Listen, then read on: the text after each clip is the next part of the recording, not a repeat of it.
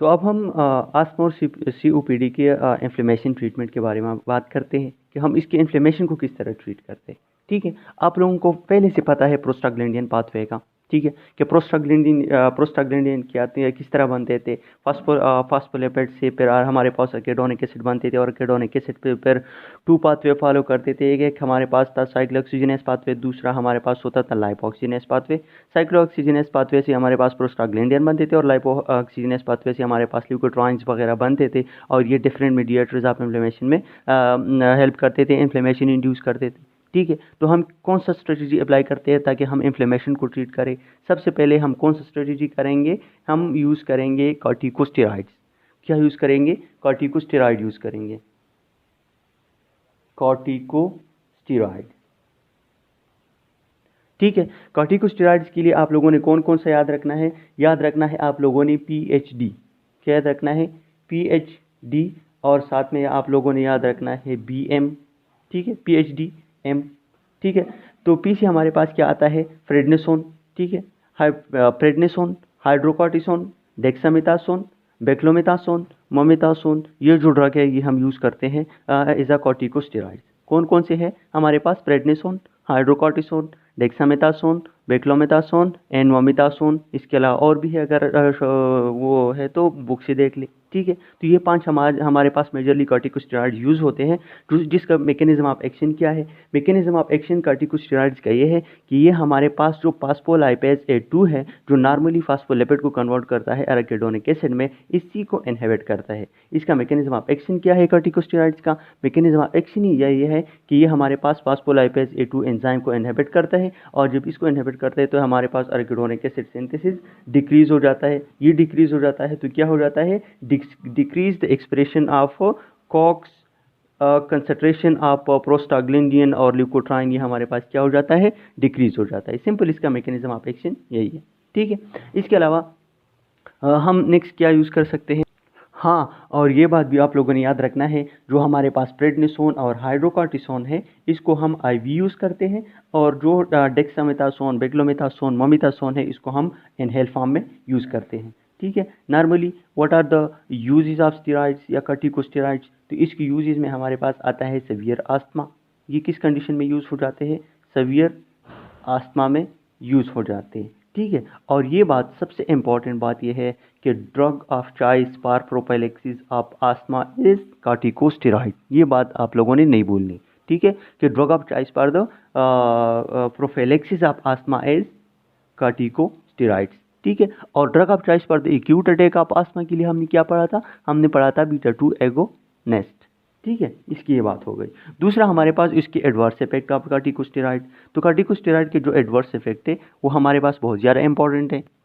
Adverse effect में हमारे पास क्या आता है, एक तो कंटिन्यूस यूज़ ऑफ कॉर्टिकोस्टेरॉइड्स। ठीक है, ये मैंने एक जगह पे लिख दिया, ये है आपको पूरे किड्सन और लिपनकार्ड से डिफरेंट डिफरेंट चैप्टर से मिलेंगे, लेकिन मेन जो 3 है एडवर्स इफेक्ट ऑफ कॉर्टिकोस्टेरॉइड अगर आ जाता है ना, ये एंडो में अक्सर ज़्यादातर आ जाता है।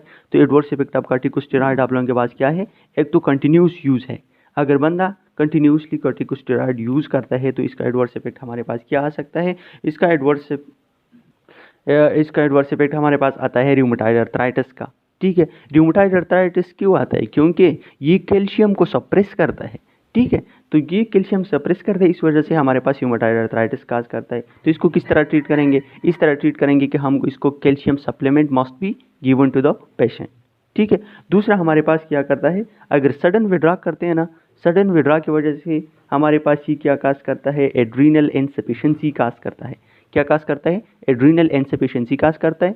कौन सी कंडीशन में काज करते हैं, से उसी पेशेंट में जिसका हैप एक्सिस कम हो या हैप एक्सिस जो है वो सप्रेस हो गया हो।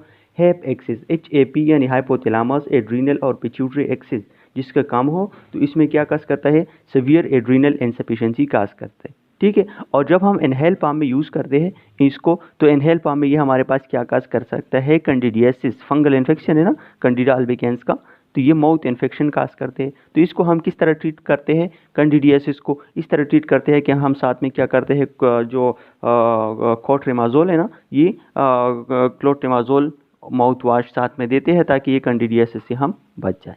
ठीक है, ये इसके एडवर्स इफेक्ट है। नेक्स्ट हम आते हैं नेक्स्ट हम आते हैं लाइपो ऑक्सीजनेज एंजाइम की तरफ। ठीक है, कि हम क्या कर सकते हैं, ये जो लाइपो ऑक्सीजनेज एंजाइम है इसको इनहिबिट करते हैं। ठीक है, अगर हम लाइपो ऑक्सीजनेज एंजाइम को इनहिबिट करें तो जो अराकिडोनिक एसिड है ये हमारे पास ल्यूकोट्राइन में कन्वर्ट नहीं होगा। ठीक है, ल्यूकोट्राइन में कन्वर्ट नहीं होगा तो हमारे पास क्या होगा, ल्यूकोट्राइन डिपोर नहीं बनेगा। ठीक है, और ल्यूकोट्राइन डिपोर जो है ये हमारे पास क्या है, पोटेंट ब्रांको कंस्ट्रक्टर है, ये ब्रांको कंस्ट्रक्शन काज करता है। ठीक है, ल्यूकोट्राइन डिपोर, तो हम क्या कर सकते हैं, आस्थमा को ट्रीट कर सकते हैं। ठीक है, तो इसमें हमारे पास लाइपो ऑक्सीजनेज इनहिबिटर हमारे पास क्या नाम है उसका, ज़ाइलोटोन। क्या नाम है उसका, ज़ाइलोटोन नाम है उसका। ठीक है, लाइपो ऑक्सीजनेज इनहिबिटर। तो हम दूसरा ड्रग्स कौन से यूज़ कर सकते हैं, ज़ाइलोटोन, जो लाइपो ऑक्सीजनेज इनहिबिट करता है, जो की एंजाइम है which convert अराकिडोनिक acid into leukotriene. ठीक है, तो हम इसको यूज़ कर सकते हैं। इसका यूज इसमें आप लोग क्या लिख सकते हो ज़ाइलोटोन के, तो ज़ाइलोटोन यूज़ होता है प्रोफाइलेक्सिस, सिर्फ और सिर्फ प्रोफाइलेक्सिस के लिए यूज़ होता है। ठीक है, और इसका एडवर्स इफेक्ट हमारे पास क्या है, एडवर्स इफेक्ट हमारे पास ज़ाइलोटोन का ये है कि एलिवेशन ऑफ लिवर एंजाइम को ये हमारे पास क्या करता है, एंजाइम को एलिवेट करता है लिवर एंजाइम। दूसरा हम क्या यूज़ कर सकते हैं, leukotriene D4 receptor blocker use कर सकते हैं, क्योंकि हमने बताया था कि ये ल्यूकोट्राइन D4 जो है ये हमारे पास पावरफुल ब्रांको कंस्ट्रक्टर है। तो हम क्या यूज़ कर सकते हैं, leukotriene D4 receptor antagonist use कर सकते हैं। इसमें हमारे पास जो मेन है ना, major 2 leukotriene D4 receptor antagonist, इसमें हमारे पास आता है क्या आता है, मॉन्टिल्यूकोस्ट एंड ज़फिरलोकास्ट। 2 ड्रग्स आते हैं, मॉन्टिल्यूकोस्ट एंड ज़फिरल्यूकास्ट। ये 2 ड्रग्स आप लोगों ने याद रखना है, मॉन्टिल्यूकोस्ट एंड ज़फिरल्यूकास्ट। ठीक है, ये क्या है, ये ल्यूकोट्राइन रिसेप्टर एंटागोनिस्ट है। ठीक है, और दूसरी बात यह है कि मैकेनिज्म ऑफ एक्शन क्या है, मैकेनिज्म ऑफ एक्शन क्या है कि ये हमारे पास क्या करते हैं, ये करता है कि ल्यूकोट्राइन D4 रिसेप्टर को ब्लॉक करते हैं, और ये ल्यूकोट्राइन D4 रिसेप्टर को ब्लॉक करते हैं तो हमारे पास ब्रांको कंस्ट्रक्शन नहीं होता। यूज़ क्या है उसका, यूज़ ये है कि हम ये मॉन्टिल्यूकोस्ट और ज़फिरल्यूकास्ट, इसमें 2 बातें आप लोगों ने याद रखनी है। एक ये कि यूज़ होता है प्रोफाइलेक्सिस ऑफ आस्थमा के लिए सिर्फ और सिर्फ। दूसरा ये है कि ज़फिरल्यूकास्ट और मॉन्टिल्यूकोस्ट ये एस्प्रिन इंड्यूस्ड आस्थमा के लिए ड्रग ऑफ चॉइस के तौर पर यूज़ होते हैं। ये बात आप लोगों ने याद रखनी है कि एस्प्रिन इंड्यूस्ड आस्थमा के लिए हम क्या यूज़ कर सकते हैं, ज़फिरल्यूकास्ट और मॉन्टिल्यूकोस्ट यूज़ कर सकते हैं। ठीक है, और इसके हमारे पास एडवर्स इफेक्ट कौन कौन से हैं, एडवर्स इफेक्ट में आप लोगों के पास आप लोगों ने क्या याद रखने हैं, चर्क-स्ट्रास सिंड्रोम। क्या, चर्क-स्ट्रास सिंड्रोम, फिर बुक में से आप लोग रीड कर सकते हो। चर्क-स्ट्रास सिंड्रोम जो है ये इसका मेजर एडवर्स इफेक्ट है। ठीक है, और दूसरा हमारे पास ये काज करता है ग्रेनुलोमेटा एग्नेटा। ठीक है, या ग्रेनुलोमेटस एग्नेटी, ये हमारे पास ये क्या है, ये 2 एडवर्स इफेक्ट है, ग्रेनुलोमेटा एग्नेटी, ये इसकी मेजर 2 एडवर्स इफेक्ट है। ठीक है, तो ये हमारा all about the treatment of inflammation of asthma.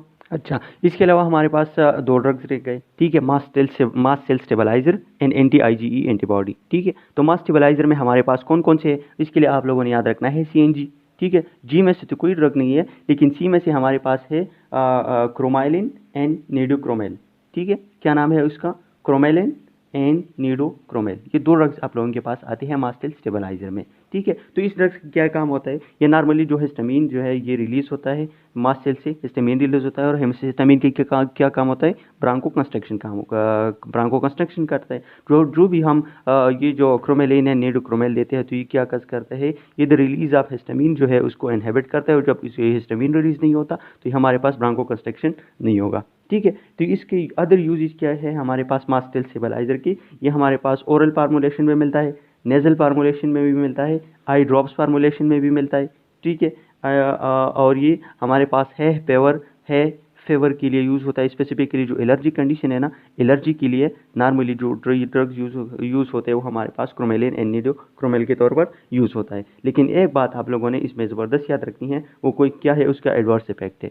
ठीक है, इसका एडवर्स इफेक्ट क्या है, कफ जो है इसका ज़बरदस्त एडवर्स इफेक्ट है, जो हम जब भी हम हम किस तरह यूज़ करते हैं, एरिसोल या एरिसोल फार्म में यूज़ करते हैं तो हमारे पास कफ और इरिटेशन काज करता है। ठीक है, इसके अलावा हमारे पास लास्ट जो रहता है वो हमारे पास है anti-IgE एंटीबॉडी। एंटीबॉडी में हमारे पास एक ड्रग है एंटीबॉडी में ओमअलीजुमाब।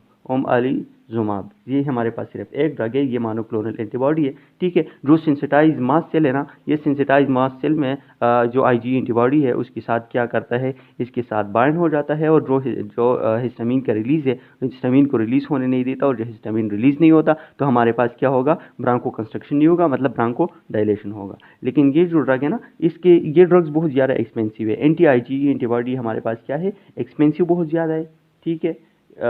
इसलिए ये हम बहुत ज़्यादा कम यूज़ करते हैं। और ये दूसरा उसका नुकसान ये है कि इसको आपने मस्ट आईवी फॉर्म में देना होता है। तो ये इसके दो डिसएडवांटेज है कि ये बहुत ज़्यादा एक्सपेंसिव है ओमालिजुमाब, और दूसरा ये आपने मस्ट आईवी फॉर्म में देना होगा। ये हमारे पास ओरल यूज़ में अवेलेबल नहीं है, तो इसलिए इसका जो यूज़ है ये बहुत ज़्यादा कम कर दिया गया है, ठीक है। Thank you for watching.